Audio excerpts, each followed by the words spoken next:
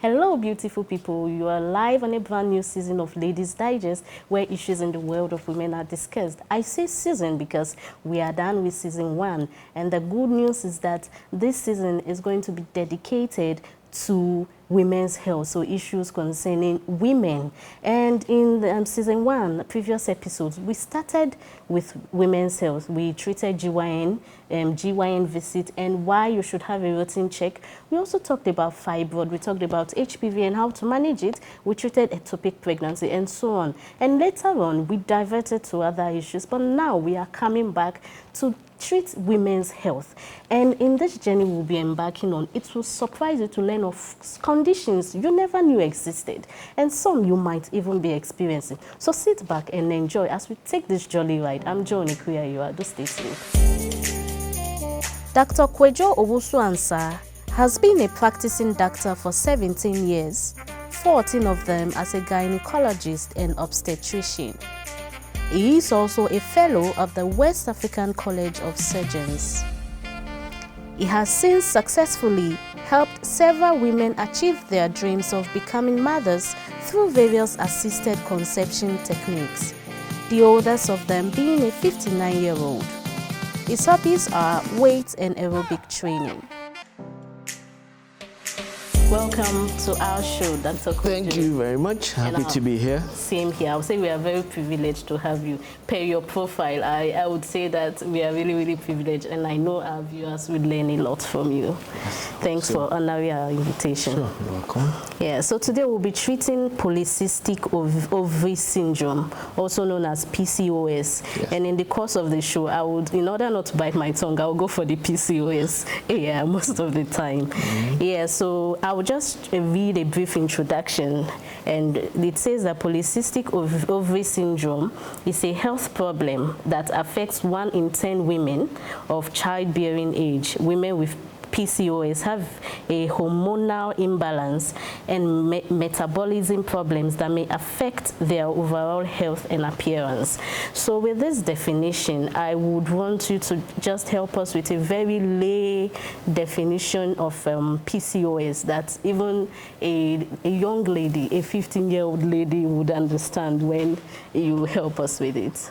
All right, thank you very much. So polycystic ovarian syndrome, which is called PCOS. Yeah. Actually, it's a reproductive or hormonal endocrinological problem, which happens or affects most women between 15 and 44, 45 years. Okay. That's the reproductive age group. Yeah. So what happens is that clinically, if that happens, they tend to have a couple of symptoms, which ranges from having menstrual irregularity.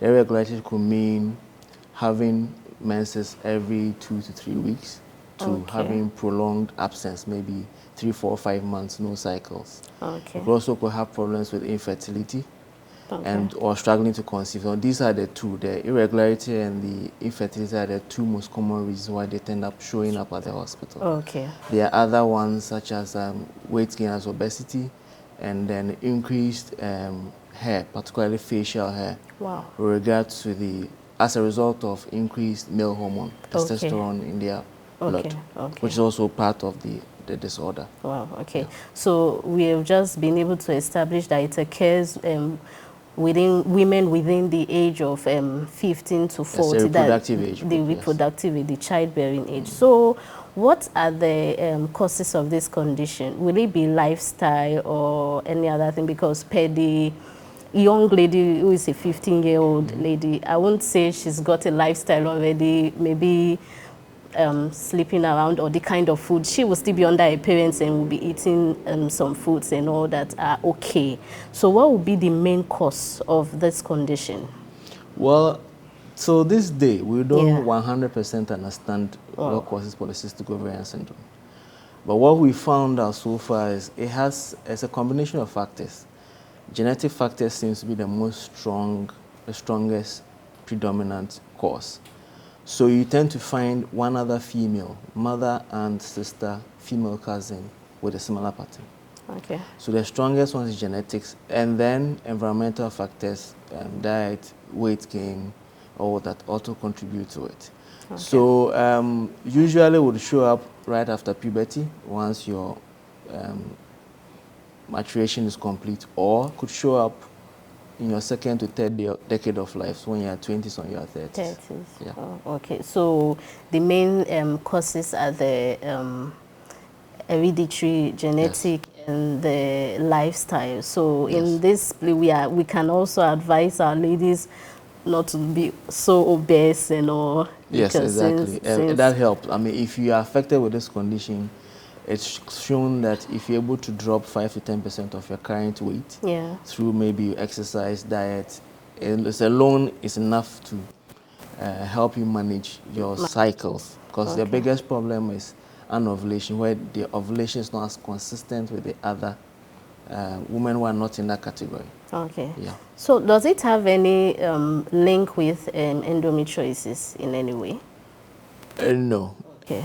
There's no direct link. There is no direct link. The same group of women are affected, though, but okay, there's no direct link between it. Okay, so if I come to you, what are some of the signs in terms of symptoms that a lady would experience? I know you talked about irregular menstruation, you know, but are there other signs that a lady would experience that would warrant or make her say, okay, let me come see my gynae for this particular thing?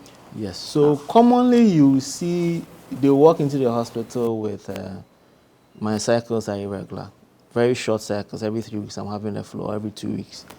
2, maybe I can go for several months, I don't have a flow. Okay. They walk into the clinic, oh, I want to conceive, I'm trying, it's not happening. Okay. Or they walk in with, oh, I'm getting increased facial hair, mustache, beard, everything. Or increased acne, usually in the face, upper chest, upper back. Or getting increased body mass, as in getting obese or getting overweight. Yeah. So those are the main ones. I'm very concerned about the facial hair, the increased facial hair. So has there been any form of research to like link why is it the hormones? Why the facial hair? Yes, so they tend to have, the ovaries tend to produce slightly increased or more than usual levels of the male hormone, the testosterone, in them. And then once testosterone levels are higher than the average woman, you tend to have all cells that have, or all hair, all areas that have hair that are responsive to these, particularly the facial one. Men have high testosterone, so we have hair, facial hair. Yeah. But then once you have high, beyond a certain limit, you like to have these hair in these areas respond as well. So yes, it's from a result of the heavy or the increased testosterone levels. I see, with the beards and even on the chest and all that. And I see that would be quite embarrassing. Yes, it has a lot of psychological effects on the patients as well. So yes, ultimately, if it's severe and prolonged, some can get into anxiety and some depression over time. Yeah, because of the. Okay, so I guess because of the male hormones they produce, that will still be a contributing factor to the infertility, being that they are kind of, less, in quote, less of a woman or something like that. And they are, I don't know, maybe I'm not getting it right. Well, what happens is that the primary cause for their infertility is that they do not ovulate on a regular basis. Okay. So typically, in the women who are not affected, every month at least an egg is selected. Sure. That process is not very consistent in them. Okay. So there are months that they ovulate, there are months that they don't ovulate. If they don't ovulate, they're going to go off their cycle for a couple of months. Along the way, they will ovulate and they will flow. I see. So that is the primary responsible factor for they not having or achieving pregnancy. Yeah, pregnancy. The androgen levels, yes, it's also contribute. Okay, I really get it now because of the irregular ovulation. So, okay, so we'll take a break here and we'll be back to the continue. Hello viewers, this has been Ladyz Digest and we've been discussing polycystic ovarian syndrome, also known as PCOS. And I've been here with Dr. Kwejo Wosu. We'll go for a quick break and get back.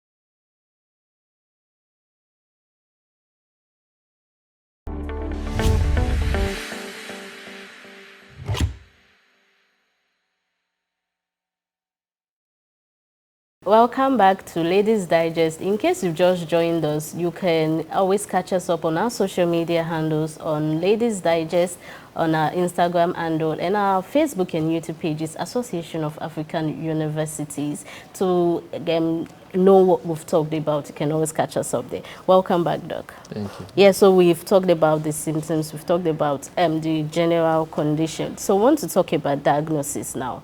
What's, when I come to you, what are some of the questions? I know you've talked about the irregular menstruation and all that. What are some of the deeper questions you would ask for you to be able to know that, okay, this is the angle with which I need to diagnose here, and this is what I'm suspecting?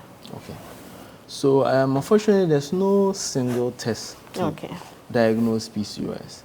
So if you walk to your clinician with a problem, the first thing will be to have a history, taking your story, listening to you, and then you probably would have presented one of the symptoms, either the increased body hair, the wanting to conceive or struggling to conceive, the weight gain, or the menstrual irregularity as well.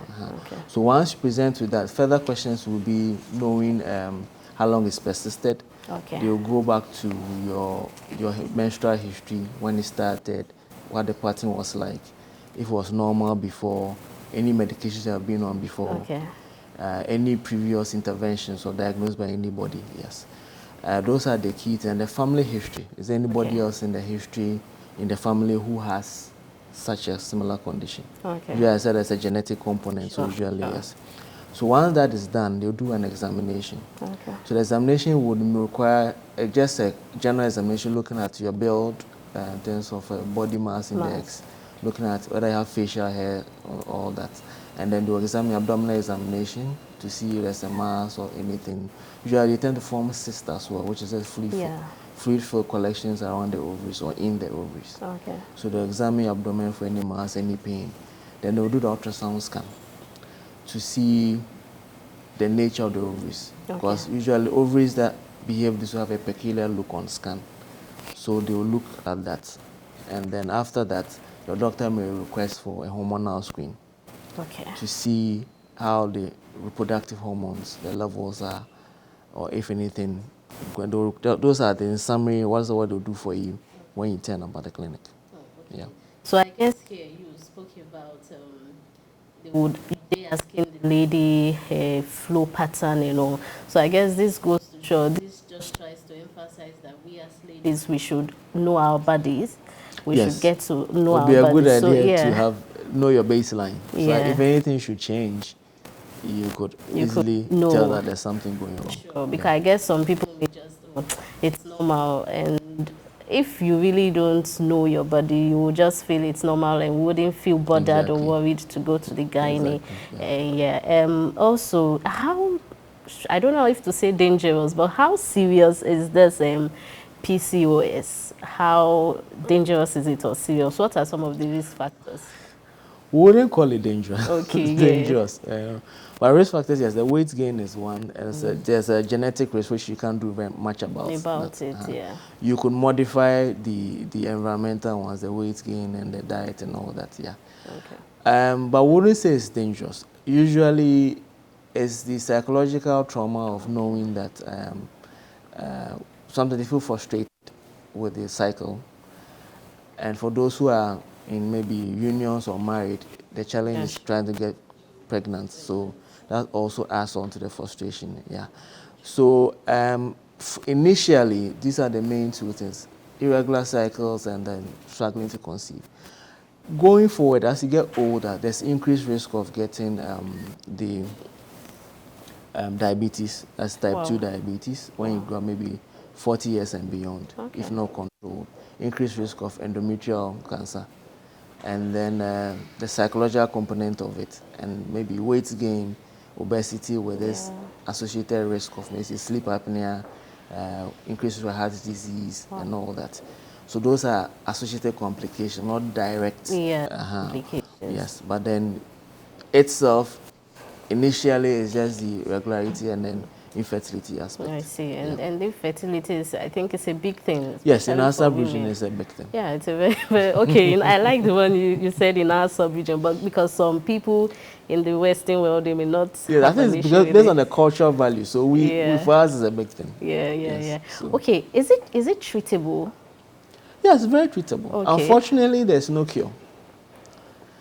So usually, once you are diagnosed, you have to receive some counseling. Okay. To teach you how to live with it, because it's technically lifetime. So that's usually a hard part for a lot of ladies, you know. But once you understand what you are up against, and with good support, family, clinical or medical support, you usually could achieve everything you want to achieve. I mean, for those wanting to conceive, you can conceive. Okay. You're actually ovulate. The question is when. Oh. So it does not mean, PCOS does not mean you're infertile, you can never have children. That is not true.